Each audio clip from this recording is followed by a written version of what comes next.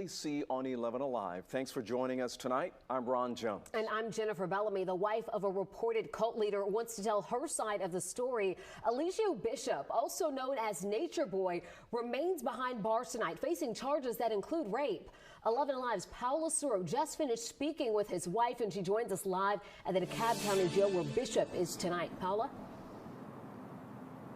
Yeah, Jennifer, you know, after 3 years of knowing each other, Velvet Marquez tells me Eligio Bishop forced her to marry him. Why? She says that he'd tell her that she'd then be forced to bail him out of jail if anything were to happen to him. And of course, today, something quite opposite is happening. She's telling us her side of the story.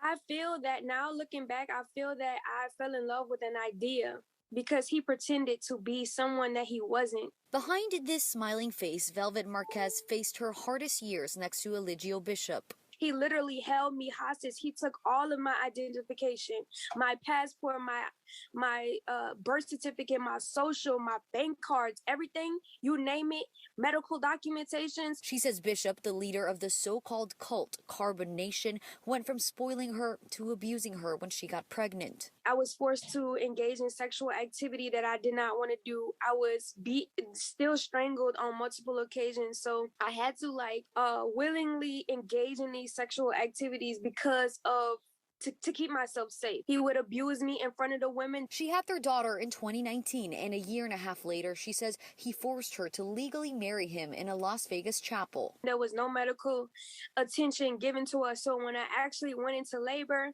I had to be rushed to the hospital 2 hours away. For years, the cult would drive and settle across Central America. Velvet says Bishop lived off of other members' PPP loans and life savings. She gave him her $3,000 college fund, while others gave tens of thousands of dollars. And after 4 tries, she successfully ran away with their daughter with no money but hope. My child is important.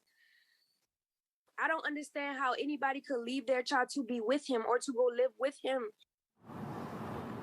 Now, Velvet tells me she has since received death threats from Eligio and that he even showed up to her family's home in Louisiana just months after she ran away. Jennifer? Paula, do we know, did she ever try reaching out to law enforcement? She tells me she did, but it was very hard to track him down because he moves so often running away from law enforcement. But of course, now he is behind bars. Now, we also did speak to a former cult member, and we have her side of the story as well on 11alive.com. Jennifer? All right, Paula, very involved story here. Thank you so much. Now, we have been following the story closely since Eligio Bishop's arrest.